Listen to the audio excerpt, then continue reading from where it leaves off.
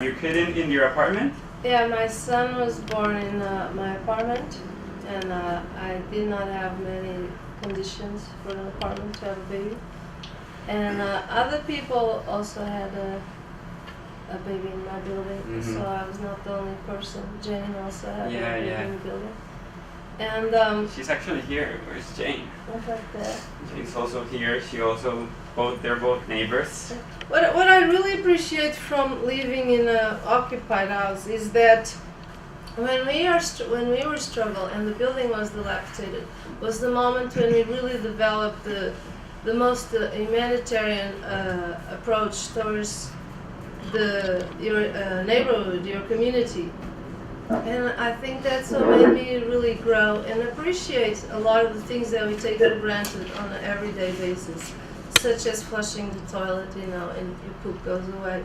So that made me very, very in touch with my environment, and I think that created my awareness towards my environment and the things that surrounded me, and my connection with everything. So it was that alone. Those little things, what a great lesson. I also experimented like a few things in Europe, but in Europe, fortunately, they have different conditions. They have a lot more to offer than we do have in New York City. When we moved to our building, Umbrella House in New York, a lot of things were done purposely so people would not go there and take over these buildings, such as they filled the piping and the plumbing with concrete, so you could not use, so you don't have access to these things. The water, they made holes in the roof. So in that aspect, you have a lot more things on your side, because most of the buildings that are not being used are being warehoused for waiting for the economy to go up. So you probably, if you do anything like that, you don't have those kind of problems. Back then, they were trying to reconstruct the Lower East Side for what's happening right now. So, but what I wanted to say that I think was really important is when we did not have water and we did not have plumbing, we were much stronger, I felt, as a community, because we worked together, we did things together, we looked out for one another. I didn't have a door or a lock in my door for until maybe 5 years ago, because I was not concerned that someone would come in and steal my things. And even though that happened, we knew, we could know and who the person was, because we were much in touch with one another. It wasn't like you walk in your building and you close the door and you turn on your computer and whatever. You have this own individual life that doesn't really connect with your neighborhood or with your community. And I think it's really important, because I am older than you people. I don't consider myself an old person. Or maybe hopefully one day, But I think that we really need to create this awareness, because the world, who knows what's gonna happen tomorrow. So it's not I wouldn't say not in anger, and not in this this like, more is own your perspective. Yeah, information is good. You gotta own your perspective, because I feel like just to own your perspective because I read, or it's not enough. You have to own your perspective, feeling like, if I am here and if I feel this, there's reasons why I feel. A lot of people, I feel, especially women even in this progressive kind of community, I felt like they were not always heard. They were like, they were heard, but not really heard intensely. Before, when we lived before the doors. Nowadays, I would like to correct myself on that. I think when we did not have the doors and we had to cook together to feed everybody, we had a common kitchen, we had a common shower, we didn't have toilets, so we didn't have a common toilet. So, use your imagination to see how that happened. We had a piece bucket. When did you get, for the first time, heat into your apartment? Well, Well, no, we had human heat, we had alcohol heat. That's the best answer you can give to that. But the central heating, the correct kind of, the heating that we're talking about, I think that was after my son was born. My son was born without a general heating system. But we did have heating, we had a lot of people in the house. That was 5 years ago. Maybe 5 years ago, Yeah. right? So, and you've been living in Umbrella House, you're saying? I've been living there 50? since the spring of '89. 89. Okay, that's. So maybe we can continue with Howard, right? And actually, we can say that Howard, he has built and sustained the 6th Street Community Center, and I'm sure he's thinking right now that he wants me to say that it would have been impossible without the help of others, of course. But he has been behind this for many years, and maybe actually he could touch those aspects and differences about the challenges of establishing a community center, and tell us briefly what sparked the idea of creating this community center. Yeah, actually, I wanted to talk about the homesteading movement, squatter movement. Okay. We often use the words interchangeably, and the community center, I think, for me, grew out of that experience. But what Marta was saying about, I think, solidarity, social solidarity is critical. I think if I can think of one word, that's the word that comes to mind. And there's a great saying in the article I passed out by this Nigerian chief: land belongs to a great family of people, some of whom are living, many of whom have died, and most of whom are yet unborn.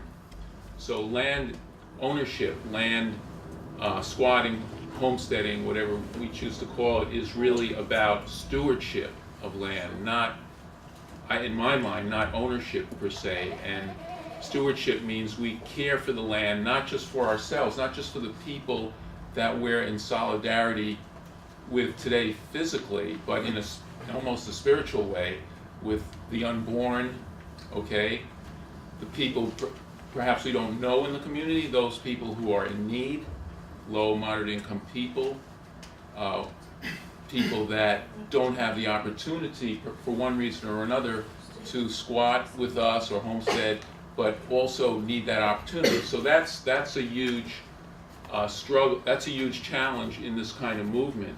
I did want to talk about some of those challenges and principles for organizing, because land is in many ways fundamentally a conservative dynamic in capitalist society as well as other societies. People, when they own something, they grab onto it for dear life, okay? So we have to understand how to deal with that kind of need for security, because that's in many ways what it is. It grows out of fear, out of being left out in the cold. So we're going to hold on to our land. We're not going to share it with other people because we have to feed ourselves or we have to feed our family. How do we break out of that kind of narrow conception of land and talk about what I was saying earlier, stewardship? Unfortunately, homesteading doesn't have a great history in that regard.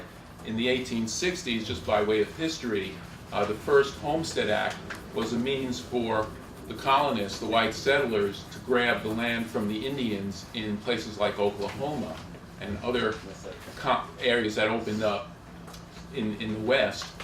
And ironically, again, these same colonists found their land was snatched by land speculators, so many ended up with nothing. So that's a history in itself. In any case, we borrowed that word homesteading for this for our more recent endeavors in trying to reclaim a community that's been devastated by I guess landlordism and arson and all the ills of capitalist development and undevelopment. And I'm sure you've seen pictures, I'll just pass this around, but you can see the kind of devastation in some of these pictures here. The conditions of the Lower East Side at that time, right? Yeah, in the 80s? late 70s, early 80s. Okay. So I'll just, I was a homesteader myself. I actually live in a homestead building, and I'm still struggling with many of the issues. that I'm talking about today. Very similar to Our the group. squatter, definitely, but Yeah, just technically, in the case of the homesteaders, we tended not to live in the buildings as we were renovating them. Our approach was to totally gut them out, and then try to get support from anyone and anywhere, including the city, the state, the federal government. We weren't averse to taking money. And who gave you that support, actually? We worked, primarily I worked with the Catholic Church. Right. I worked with a number of organizations, but for about 8 years, the Archdiocese of New York, believe it or not, Catholic Charities, was a sponsor of many of our buildings. I worked with 17 buildings, and ultimately 9 of those buildings became part of a community land trust that we organized because of some of these challenges that we're discussing today as one solution, or one, I wouldn't say solution, or one approach to dealing with the contradictions and the tensions in trying to do different things. So our approach was to kind of frame these challenges through three principles, okay? So we said that a homesteading movement had to be empowering. That's pretty obvious. Everyone has to have an equal voice in decision-making. But what's not obvious is how that degenerates over time into landlordism. Yeah. For example, in my building, I've struggled with the people living in my building for many years because they seem reluctant to allow new people moving in to become members. They want to be landlords, even though we're collective landlords at this point, and the people moving in become tenants, so we end up in a two-class kind of system. And you see that in cooperatives, not just in the housing realm, but also in the economic realm, where businesses that started out cooperatively, over time as people move out, the remaining members do not allow new people to share in the decision-making and membership. So that's kind of a tension that grows over time. Right. So it's important to physically feel the kind of solidarity that we need, as human beings, but we also have to bring a certain intellectual intentionality to what we're doing, because we don't want to recreate the same conditions we're confronting today 10 and 20 years from now. Maybe you could guide us a little bit on that and those challenges, and the rewards of opening new spaces, because you have not only done it as what you were saying with the homesteading, but also the community center, which actually there's only, in the Lower East Side, there's only 2 community centers, Very few. and ABC NoRio, which they all have different agendas, to call it Right. a way. But maybe you can tell us a little bit of Okay, those challenges and what sparked that idea of opening the community center. well, just to finish my Yeah. thought, the other principle was that these buildings have to be socially integrated. And again, this requires intentionality in thinking, how are you going to reach out to different populations in need?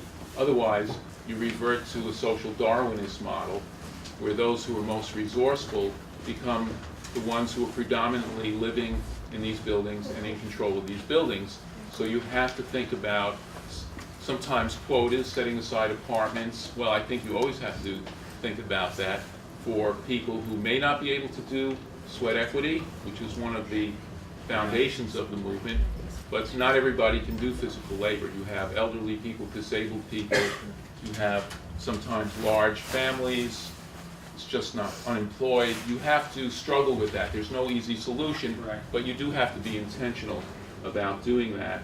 And finally, the buildings, in my view, in order to sustain any movement, they have to be economically sustainable. And that's where we get into one of the most sensitive issues in this, and challenges in building a movement of human beings in a not-for-profit way. And we have struggled with this issue to limit the equity, or in fact eliminate equity in these developments